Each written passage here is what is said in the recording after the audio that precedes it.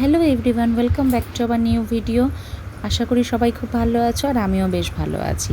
তো এখন আমি শ্বশুরবাড়ি থেকে যাচ্ছি আমরা যেখানে সবসময় থাকি সেই বাড়িতে। তো কাল ছিল পয়লা বৈশাখ, তো কাল রাত্রে আমি শ্বশুরবাড়িতেই ছিলাম আর আজকে সকালবেলা ঘুম থেকে উঠেই চলে আসলাম এই বাড়িতে, কারণ আমার যত কাজ বাজ সব এই বাড়িতেই। কিন্তু গামলাটা ধুয়েই আগে বসিয়ে দিলাম, কারণ আমাদের ঘরে যত কাজ জলের কাজ সব এই টাইমের জলেই হয়। টাইমের মধ্যে আবার জলটা না ভরলে না কাজ সারলে সেই আবার 12টার সময়। তো ওই বাড়িতে তো আর থাকা খাওয়া হয় না, তো সেই কারণে শুধু ঘরটা ঝাড় দিয়ে মুছে দিয়েই চলে এসেছি। আর এই বাড়িতে এসে দেখো এই তালা ফালা খুলে নিচ্ছে, আগেই গামলাটা ধুয়ে বসিয়ে দিয়েছিলাম, তো এখন এই তালা টালা খুলে নিচ্ছি।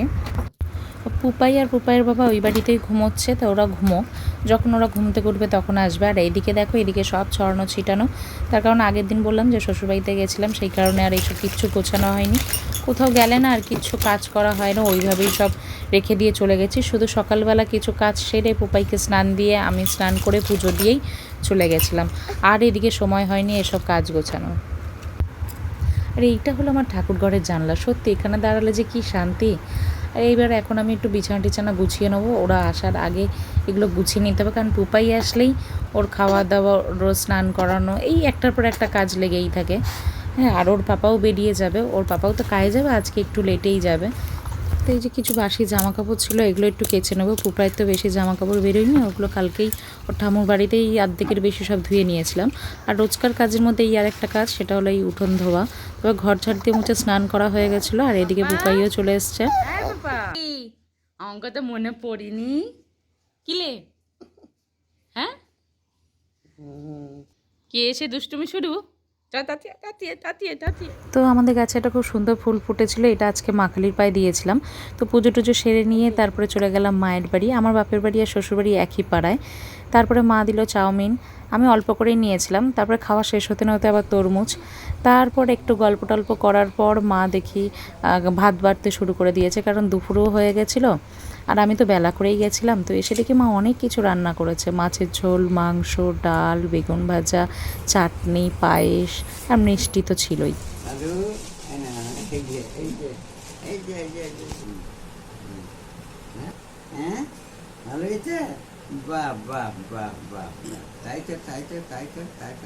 ওর খুব ভালো লেগেছে, ওই দেখো।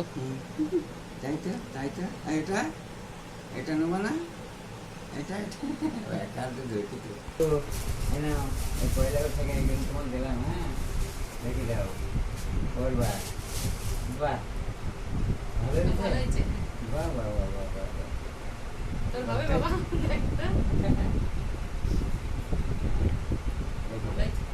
ভালো হয়েছে, তোর পছন্দ হয়েছে।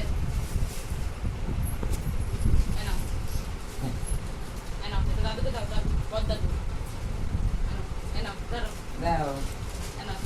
দাদু দাদুকে বলো, বলো তুমি পড়বা। হ্যাঁ, এমন করে বলো, বলো তুমি পড়বা। হ্যাঁ, তুমি পড়বা। না না না, দাদুকে দিই।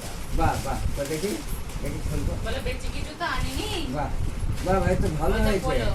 বাহ বাহ বাহ বাহ, ভালো জামা হয়েছে, ভালো লুঙ্গি।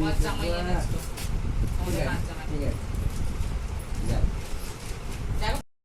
দেখ তো বাবা, তোর এই গেঞ্জিটা পছন্দ হয়েছে কি? ভালো হয়েছে। আর দুটো আছে, দেখে নিস এর মধ্যে পরবি পয়লা।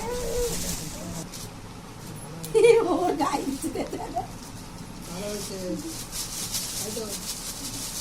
খুব সুন্দর মানাবে।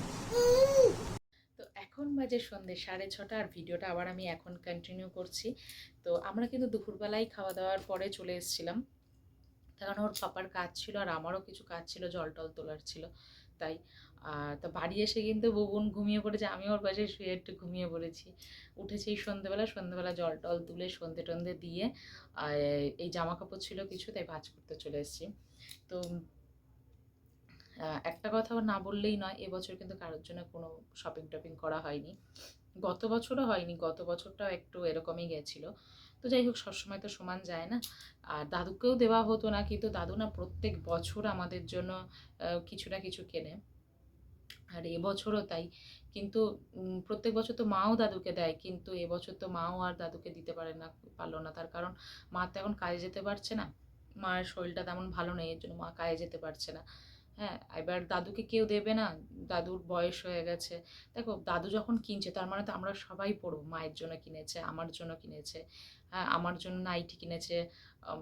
কিছু মনে করো না, আমার দাদুই ছোটোবেলার থেকে, আমার তো আর বাবা নেই, আমার দাদুই আমাকে দেয় এইসব জিনিসগুলো কিনে। আগে বিয়ে, এখন তো বিয়ে হয়ে গেছে বর দেয় কিনে, কিন্তু আগে তো দাদুই কিনেই দিত। তো কিছু শর্টস দিয়েছে দাদু, হ্যাঁ, আর ওকে দিয়েছে দুটো গেঞ্জি দিয়েছে, হ্যাঁ, বেশ ভালো লাগছিল কালারগুলো। বুবুনকে দিয়েছে একটা জামা, একটা প্যান্ট দিয়েছে।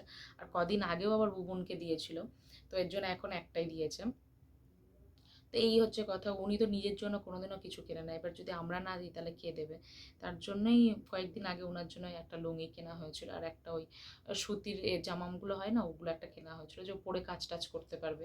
আর এই গরমে উনি যে এই কষ্ট করে কাজ করে আমাদেরকে দিচ্ছে এই বয়সে, তা এটাই হলো সব থেকে বড় কথা। তো যাই হোক, আর ওর ঠাম্মুর জন্যও কিছু নেওয়া হয়নি, কারণ ওর ঠাম্মুর জন্য শাড়ি কিনতে যাবো বলে ওকে প্রায় দিনই বলি, কিন্তু ও সেই সকালে যায় রাত্রে আসে, এত কাজের চাপ ছিল যে আর যাওয়া হয়নি। তো আগের দিন আমি ওকে বললাম যে একটা শাড়ি নিয়ে আসার কথা, কিন্তু ও বলছে আমি ওসব শাড়ি টাড়ি বুঝি না, কী করবো। তা আমি বললাম তাহলে একটা কাজ করো, তো মাকে টাকা দিয়ে দিও, বলো যে যেটা ভালো লাগবে সেটা কিনে নেবে। তো অল্প কিছু দিয়েছিল, দিয়ে বলো তুমি পয়লা বৈশাখের দিন বলে কথা, একটু মাংস টাংস এনে খেও। তা উনি কিন্তু একা একা খাননি, উনি সকালবেলা এসছে, এসে আমাকে ডেকে নিয়ে গেছে, বলছে চল দুপুরবেলা রাত্রেবেলা এখানে খাওয়া দাওয়া করবি।